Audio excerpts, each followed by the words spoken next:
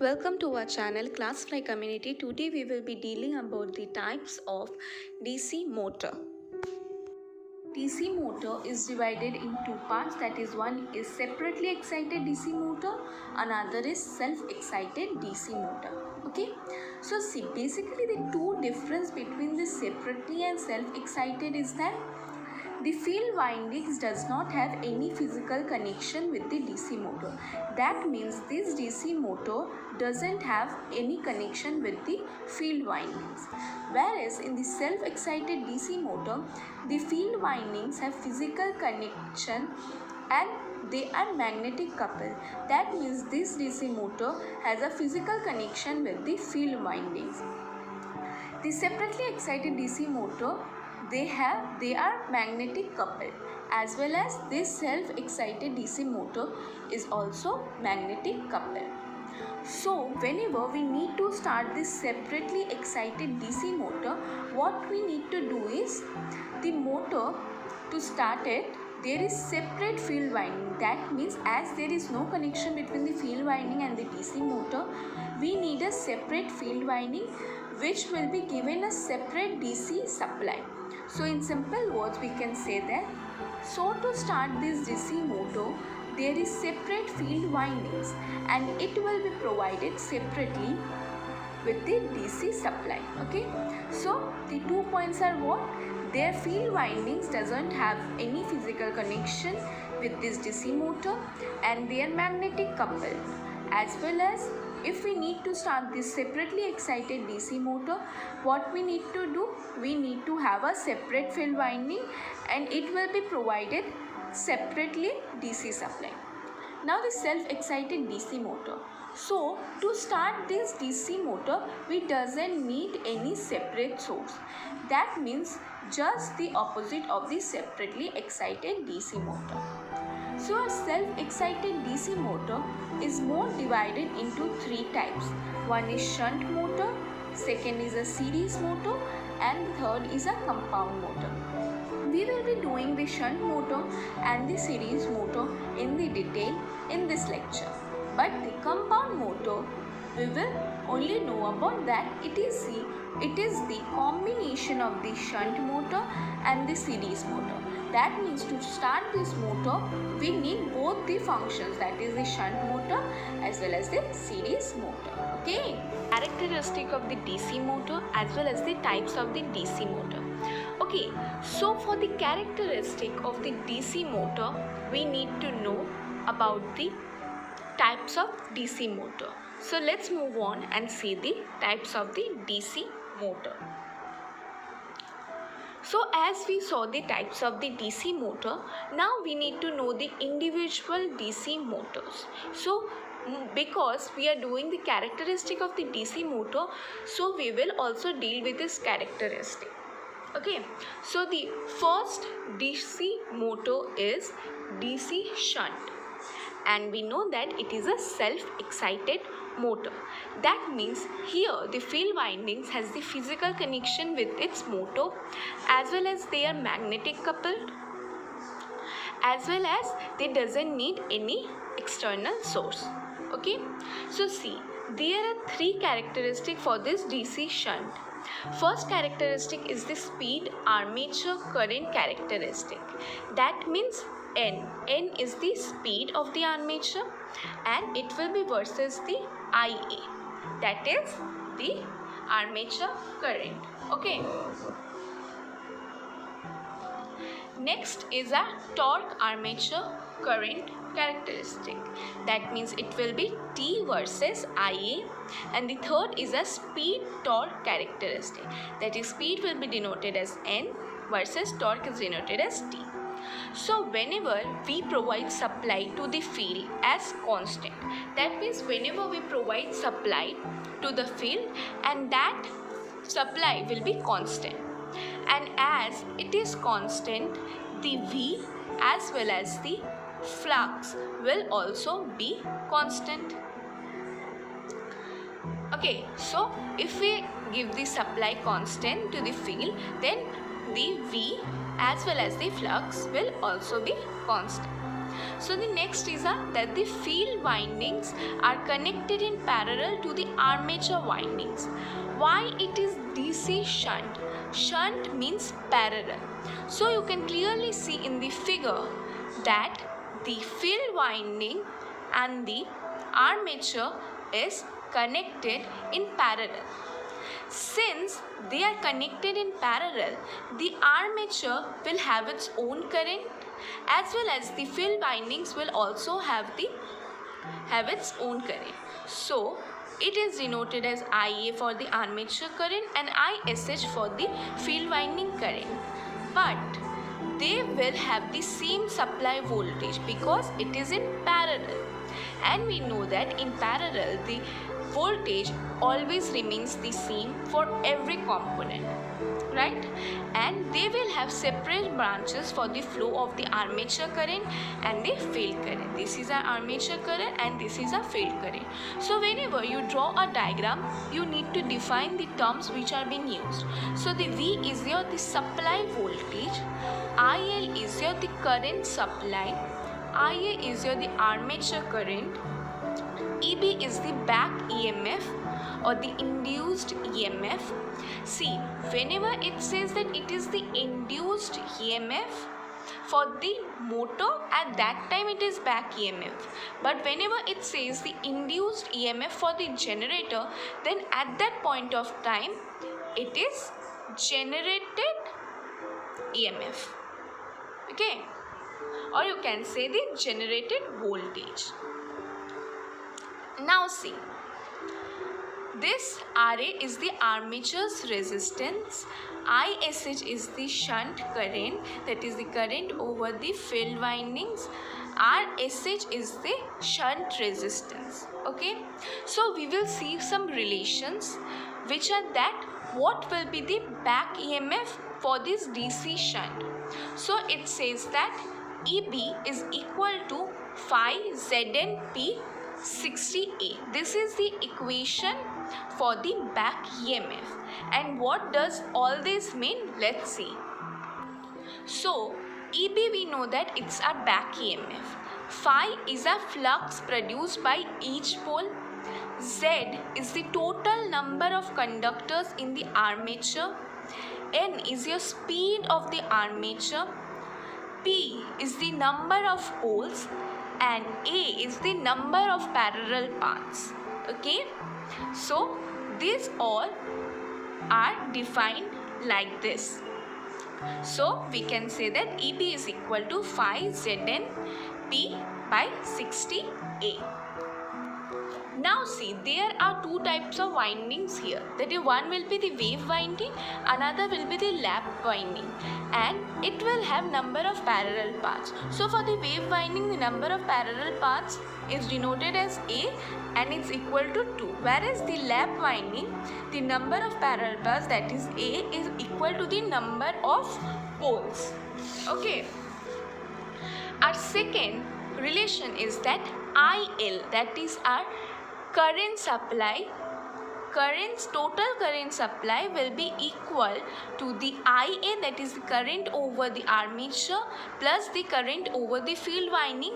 So if we need to find the current armature, then it will be IA equal to the current supply minus the shunt current. Okay, and if we need to know the shunt current, then it will be the voltage supply by the resistance of the shunt, or you can say the field winding. It is always seen in the Ohm's law that it is V equal to IR. So for I, what we do? I equal to V by R. So for ISH, we can simply write V by RSH. Now see, the fourth is the relation between the back EMF, or you can say the induced EMF, and the terminal voltage, right? So see, V is our terminal voltage, or you can say the voltage supply. EB is the back EMF, plus we get a IA and RA. That means here the armature will also have a drop because of the RA. Okay, so it is IARA, and if there will be brushes. If you are given in the numerical or for the brushes, you need to add 2 VB. That is because there are 2 brushes, so it will be 2 VB. The fifth is that the flux is directly proportional to the ISH. That means if the current in the field winding or in the shunt increases, the phi will also increase, and if it decreases, then it will also decrease. Now the power supplied.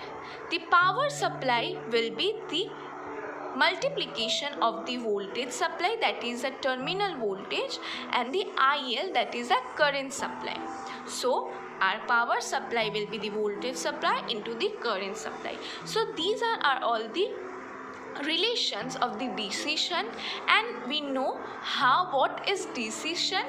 Now we will move on to the 3 characteristics, that is the speed armature current characteristic, torque armature current characteristic, and speed torque characteristic. So we will know all these characteristics in detail. We will do the characteristics of the DC shunt motor. So as we know, it is a self-excited motor, right? So the first characteristic is that it is about speed armature current characteristic. That means N versus IA we will be doing. So here you should know that the voltage is constant and is applied to the field winding as well as the armature winding. So we can simply write as that current in the field winding, that means the current supplied to the field winding is ISH, the current of the shunt, is equal to the voltage by R shunt. This is our equation 1. So if we say that if the applied voltage V is kept constant, then the field current will remain constant. That means if our voltage applied is maintained to be constant, then our field current will also be constant, which in case will also state that our flux will also be constant. So we know that our speed is directly proportional to the EB by phi. EB is a back EMF. So if we taking this phi as constant, that means see, when flux will have maximum value on no load but will slightly, that means this flux will decrease on no load due to our armature reaction.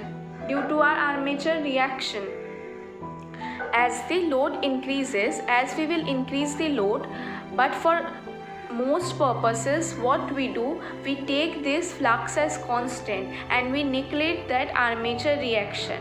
So that means whenever is a maximum value on no load, what happens that due to this armature reaction, this phi starts decreasing, but we will take this phi as constant and we will neglect that armature reaction effect. So we know that we can denote the speed as capital N, so it will be proportional to V minus IARA. How this equation came? We know that back EMF is equal to our supplied voltage minus our armature current and our armature resistance, right? So as we know that this supplied voltage is constant, so we can say that this speed is related to this armature current. That means as we increase the armature current, the speed decrease. So from this graph you can simply understand, as we are increasing this armature current, the speed is decreasing. But we know that this supply voltage, whatever we are subtracting is very negligible. So what happens, mostly it becomes constant. So yes, the armature current increase and the speed will decrease, but mostly what happens, whatever we are subtracting is negligible, so it is mostly the speed is constant. So we can say that the DC shunt motor speed is always constant. Okay, we will be doing the second characteristic of DC shunt motor, which states that torque versus armature, or you can say torque armature current characteristic. That means it will be torque versus IA. So here we know that when there is a no load condition,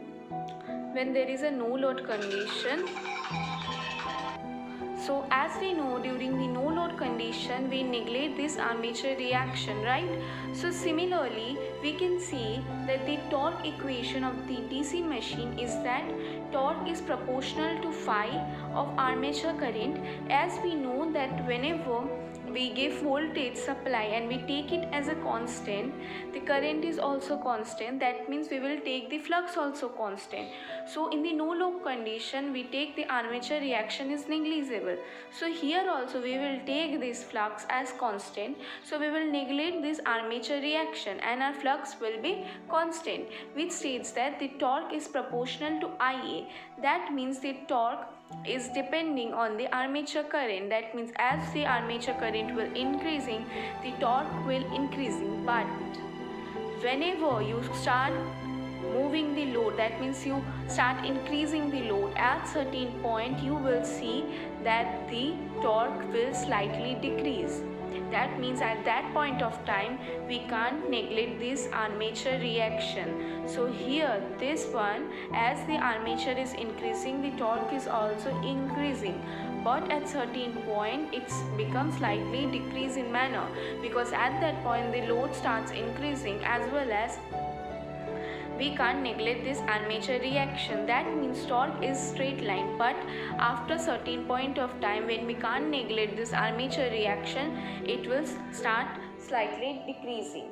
Similarly, this torque average, this T average is a torque average, whereas this Tn is a net torque. So the equation which we get, that the net torque is equal to our torque average minus our friction torque plus will be our windage torque.